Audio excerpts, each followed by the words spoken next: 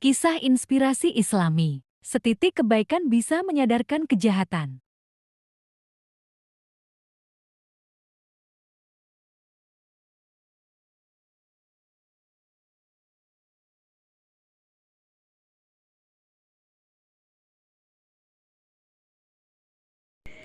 Seorang kakek tua pemilik pohon pepaya dengan seorang pemuda pencuri.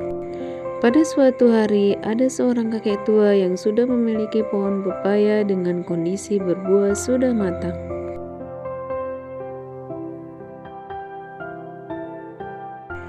Pohon pepaya tersebut dirawat dari kecil hingga bertumbuh dan menghasilkan buah. Akan tetapi, buah yang dihasilkan dari pohon pepaya tersebut sangat sedikit. Posisi pohon tersebut di dekat pagar yang bersebelahan dengan jalan raya. Pada keesokan harinya, sang kakek pemilik pohon berniat untuk memetik buah pepaya yang selama ini ia rawat. Namun ternyata buah pepayanya sudah hilang beberapa biji seketika sang kakek kembali ke rumah dalam keadaan murung. Sang istri yang melihat keadaan tersebut merasa heran hanya karena buah pepaya yang tak seberapa harganya bisa sekecewa dan semurung itu. Namun yang dipikirkan oleh kakek berbeda dengan yang dipikirkan oleh sang istri. Ia memikirkan begitu kasihan terhadap seorang pencuri harus menunggu sampai tengah malam sekaligus penuh usaha hanya untuk mendapatkan beberapa buah pepaya. Keesokan harinya ia berinisiatif untuk membantu sang pencuri dalam meletakkan sebuah tangga. Namun siapa sangka ketika keesokan harinya buah pepaya yang ada pada pohon masih utuh jumlahnya. Sang kakek mulai bersabar dan mencoba menunggu keesokan harinya. Hari esoknya, kakek kedatangan tamu seorang pemuda yang belum pernah ia temui sebelumnya. Pemuda tersebut membawa beberapa pepaya matang, memberikannya kepada kakek dan meminta maaf.